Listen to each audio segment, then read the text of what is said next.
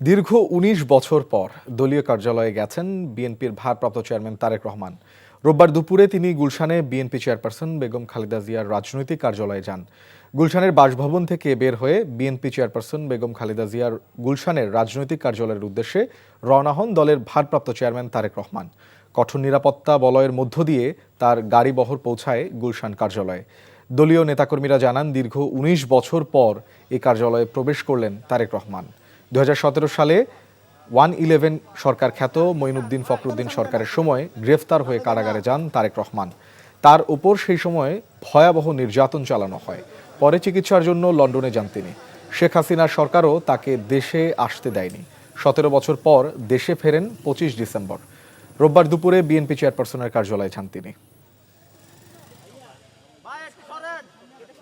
গুলশানে বিএনপি চেয়ারপারসনের কার্যালয়ে আছেন আমাদের স্পেশাল করেসপন্ডেন্ট ইমরুল আহসান। আমরা সরাসরি যুক্ত হচ্ছি তার সাথে। ইমরুল, তারেক রহমান তো আজকে প্রথমবারের মতো এত বছর পরে আসলে বিএনপি চেয়ারপারসনের কার্যালয়ে গিয়েছেন। সেখানকার পরিস্থিতি আসলে কি দেখছেন এবং সর্বশেষ দলের পক্ষ থেকে আসলে কি জানানো হয়েছে? মুশফিক, ১৯ বছর পর নয়, প্রথমবারের মতো উনি এই কার্যালয়ে আসলেন। উনি যখন এই কার্যালয়টি বিএনপি চেয়ারপারসনের কার্যালয় হিসেবে এই কার্যালয়টি চালু হয় ২০০৮ সালের নির্বাচনের আগ মুহূর্তে। উনি ওই সময় দেশে ছিলেন না, অর্থাৎ বিএনপির ভারপ্রাপ্ত চেয়ারম্যান তখনকার সিনিয়র যুগ্ম মহাসচিব উনি ২০০৭ সালের ৭ই মার্চ গ্রেফতার হয়েছিলেন এবং উনি মুক্তি পান ৩রা মার্চ।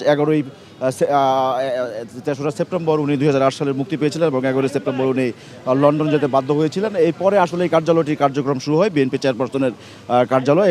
সেটি নির্বাচন সামনে রেখে ২০০৮ সালে যে নির্বাচনটি হয়েছিল 111 সরকারের সময়, সেই নির্বাচনের আগ মুহূর্তে এই কার্যালয়টি কার্যক্রম শুরু হয়। সেই হিসেবে বিএনপির ভারপ্রাপ্ত চেয়ারম্যান তারেক রহমান এই প্রথমবারের মতো এই গুলশান কার্যালয়ে আজকে আসলেন।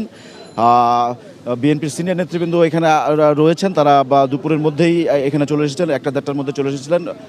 ডক্টর খন্দকার মোশাররফ হোসেন আমরা দেখেছি, আব্দুল মঈন খান, মির্জা আব্বাস, গয়েশ্বরচন্দ্র রায়, আমির খুসরো মাহমুদ চৌধুরী, এছাড়া স্ট্যান্ডিং কমিটির বাইরে রিজভী আহমেদ উনি এখানে, তারা সবাই মিলে বিএনপির ভারপ্রাপ্ত চেয়ারম্যান তারেক রহমানকে এখানে স্বাগত জানান। এই কার্যালয়ের দোতলায় বিএনপির চেয়ারপারসনের জন্য নির্ধারিত অফিস যে একটি কক্ষ রয়েছে, সেই কক্ষটি আসলে অক্ষত রয়েছে বিএনপি চেয়ারপারসনের জন্যই। তার পাশে একটি কক্ষ ভারপ্রাপ্ত চেয়ারম্যান তারেক রহমানের জন্য তৈরি করা হয়েছে, যেটি আসলে বিএনপির মহাসচিব মির্জা ফখরুল ইসলাম আলমগীর এতদিন ব্যবহার করেছিলেন। সেই রুমটি আসলে ব্যবহার করছে, আজকে থেকে করবেন বিএনপির ভারপ্রাপ্ত চেয়ারম্যান তারেক রহমান। আর মহাসচিবের রুমটি নিচতলায় নিয়ে আসা হয়েছে, যেটি আসলে দপ্তর ছিল, দপ্তরটি অন্য জায়গায় স্থানান্তর করা হয়েছে। কার্যালয়ের ভিতরে অন্য একটি রুমে বিএনপির মহাসচিবের জন্য নিচতলায় ওই দপ্তরের রুমটি আসলে বরাদ্দ করা হয়েছে। তারেক রহমানের পক্ষ থেকে আজকে মনোনয়ন সংগ্রহ করা হয়েছে। আগামীকাল সেই মনোনয়নপত্র জমা দেওয়া হবে, সেটি আসলে আনুষ্ঠানিকভাবে আমাদেরকে জানানো হয়েছে। বগুড়া, ঢাকা ১৭ আসনে উনি নির্বাচন করছেন, আজকে সেটি সংগ্রহ করা হয়েছে।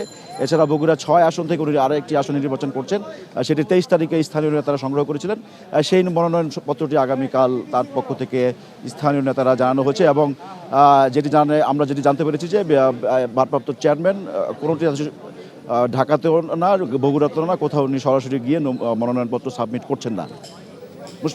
দর্শক, আমরা গুলশানে বিএনপি চেয়ারপারসনের কার্যালয় থেকে সর্বশেষ জানাচ্ছিলেন আমাদের সহকর্মী স্পেশাল করেসপন্ডেন্ট ইমরুল আহসান।